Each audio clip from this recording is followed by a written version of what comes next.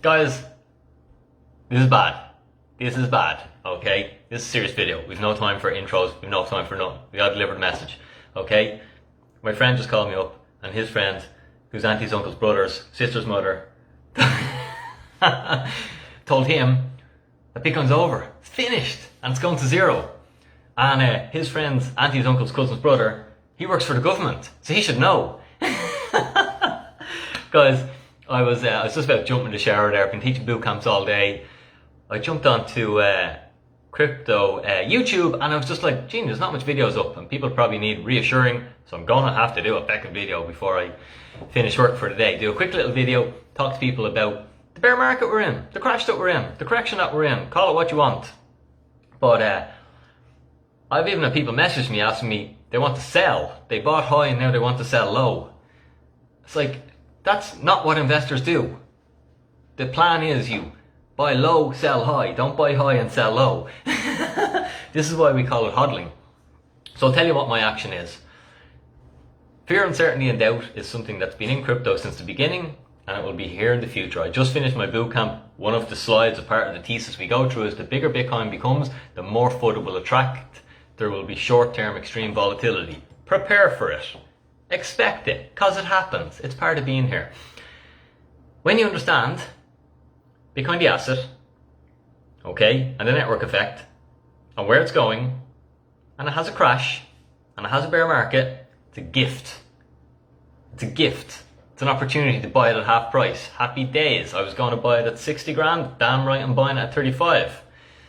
But some people are like, oh no, I better not buy it now at 35. I was going to buy it at 60, and I did buy it at 60, but now it's 35. I think I'll sell it. I'm out. And that's just being new to crypto, not understanding that there's volatility. It's why we call it hodling. It's why it's like hold on for dear life. You know, because it's not easy. You buy it at 60. Today it's worth $35,000. Hurts. You feel it. We all feel it. Okay? But it's just part of being in crypto. Okay? If you want to invest in normal investing, go and do that. Earn your 10% a year. But you know, in crypto we expect more than 10%. We want 100% a year, 200% a year is what Bitcoin averages.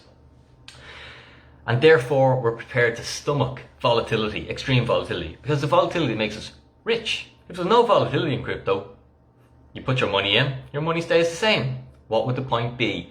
Guys, this is the journey in crypto. If you're over leveraged, if you're worried about it, dollar cost average, I can tell you what smart investors do. They do what's called doubling down. Okay, so if they bought crypto at 60k, that's their average buy-in price. It drops to 30, they buy more. So they pull their average buy-in price down from 60 because they're now buying at 35, 30. They're pulling their entry lower and lower and lower. So crypto only has to get back now to 45 and they're in the money. So that's what sophisticated investors do when they analyze an asset and they see the asset is a lot cheaper. They can double down and reduce their entry price. Retail people get scared and they panic sell and they buy high and they sell low. Hopefully you're not going to be one of them. Hopefully you are ready to become a hodler, and not financial advice. Obviously, I'm just sort of explaining what I do as a hodler. Been here before.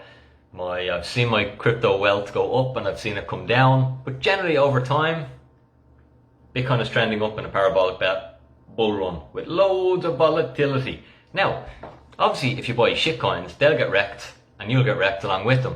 But if you buy, if you're proud of my loss, yeah, the flex. As crypto investors, your flex isn't how much you've made, it's how much you've lost in the bear markets. I just see Sam saying proud of his loss. But crypto, so just be aware of that. Stack good projects that are bear market proof, that will be here in 5 years. And like my biggest holding obviously is Bitcoin, because you know, it'll be here in 5 years, it'll be here in 10 years, it'll be here in 20 years. I can't be sure of that with some other things, so, you know, that's why I don't own as much as them. I might own 1% or 2% in my portfolio. But this is volatile, this is how it goes. If you're thinking long term, like if you really are thinking long term, you understand how Bitcoin works, you understand network adoption, you've done a tiny little bit of work, and now it's in the red and it's a bloodbath, it's like, why aren't you buying? You know, for me, it's like, where's the money? I need to back and buy this thing because it's cheap. And I dollar cost average. So I bought Bitcoin at, I think I bought Bitcoin at 65 grand. Then when it dropped to 48, I was buying Bitcoin then and buying it at 40. So I dollar cost average. I've dollar cost average since Bitcoin was 6 grand. Just I buy little bits regularly. I just use some of my savings, I save it into Bitcoin. And I remember I bought Bitcoin at 12 grand and then it crashed back to 8 grand. Wasn't I an idiot for buying it at 12 grand? Well, I was at the time. People could have said, you should have timed the market, even though nobody can time a market. But, fast forward in a bit of time and it's like, that was a good decision, dollar cost averaging and buying that 12 grand Bitcoin, even though it crashed 25% or whatever it was back to 8 grand. I bought Bitcoin at 16 grand, it crashed back to 12 grand. I bought Bitcoin at 20 grand and it crashed back to 16 grand, 30% losses. This is what a hodler is. This is how you hodl. You think of the future. You don't think of the present. No one can time the market. No one knows where this thing is going. In the short term, bear markets and crashes are gifts to investors. Unless you were lucky enough to get in really early and you own loads of Bitcoin. I don't, so I'm just trying to stack sats. So I see these bear markets, I see these trends as opportunities for me to increase my Satoshi holding, increase my Bitcoin holding, increase my, if there's some altcoins that I want.